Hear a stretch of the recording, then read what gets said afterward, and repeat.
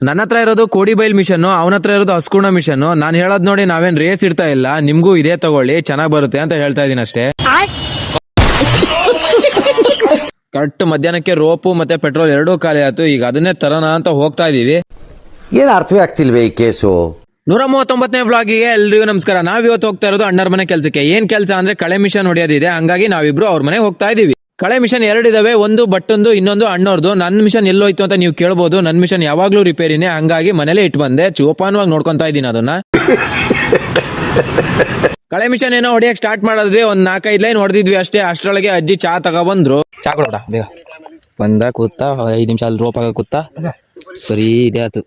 ಎಂತ 5 ನಿಮಿಷ ರೂಪ, ಅರ್ಧ ಗಂಟೆ 4 ಲೈನ್ ಹೊಡಿತಾನೆ. 4 ಜನ ಆರ್ಡರ್ ಕೊಡ್ತಾರೆ, ಇಲ್ಲಿ ಬ್ಯಾಡದಲ್ಲ ಹೇಳ, ಅದನ್ನ ಆರ್ಡರ್ ಕೊಡ್ದಂಗ್ ಮಾಡ್ಬಿಟ್ಟು ಆಮೇಲೆ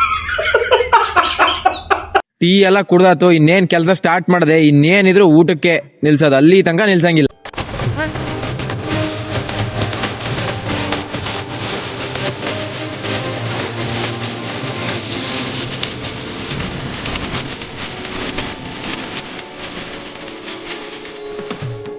ಫಿಲಮಲ್ಲೆಲ್ಲ ಒಂದ್ ಸಾಂಗ್ ಅಲ್ಲೇ ಬೆಳೆದ್ ಬಿಡ್ತಾರಲ್ಲ, ಹಂಗೆ ನಾವು ಒಂದ್ ಸಾಂಗ್ ಮುಗಿಸೋ ಒಳಗೆ ಊಟಕ್ಕೆ ಹೋಗ್ತಾ ಇದೀವಿ. ಊಟಕ್ಕೆ ಹೋದವರು ಊಟಕ್ಕಿಂತ ಮುಂಚೆ ಹೋಗಿ ಪೆಟ್ರೋಲ್ ರೋಪು ತಂದ್ಬಿಡೋಣ ಅಂತ ಸೀದಾ ಪೆಟ್ರೋಲ್ ಬಂಕ್ ಕಡೆ ಹೋದ್ವಿ. ಪೆಟ್ರೋಲ್ ಎಲ್ಲ ಹಾಕ್ಸ್ಕೊಂಡು ಅಲ್ಲಿಂದ ಸೀದಾ ಮನೆಗ್ ಬಂದು ಊಟ ಮಾಡ್ಕೊಂಡು ಮತ್ತೆ ತೋಟದ ಕಡೆ ಬಂದ್ವಿ. ಈಗ ಕೆಲಸ ಸ್ಟಾರ್ಟ್ ಮಾಡೋಕ್ಕೂ ಮುಂಚೆ ನಾನು ಹೇಳೋದು, ಕೆಲವೊಬ್ರು ಮಿಷನ್ ಯಾವ್ದು ತಗೊಂಡ್ರಿ, ಯಾವ ಮಿಷನ್ ಚೆನ್ನಾಗ್ ಬರುತ್ತೆ ಅಂತೆಲ್ಲ ಕೇಳ್ತಾ ಇದೀರಾ. ಕೋಡಿಬೈಲು ಹಸ್ಕುಣ ಮಿಷನ್ ಚೆನ್ನಾಗ್ ಬರುತ್ತೆ ಅಂತ ನನ್ನ ಅನ್ಸಿಕೆ.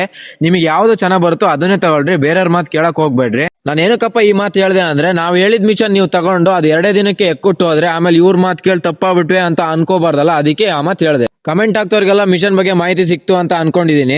ಆಮೇಲೆ ಏನಪ್ಪಾ ಅಂದ್ರೆ, ನಾವು ಕಳೆ ಮಿಷನ್ ಹೊಡಿತಾ ಇರ್ಬೇಕಾದ್ರೆ ಅಣ್ಣ ಬಲ್ತಿರೋ ಬಾಳೆಗೊನೆ ಎಲ್ಲ ಕಡ್ದು ಅಲ್ಲೇ ಇಟ್ಟಿದ್ರು. ಅದನ್ನೆಲ್ಲ ತಗೊಬಂದು ಜೀಪಿಗೆ ಲೋಡ್ ಮಾಡಿ ಅಲ್ಲಿಂದ ಸೀದಾ ವಾಪಸ್ಸು ಮನೆ ಕಡೆ ನಾವು ಹೊರಟ್ವಿ.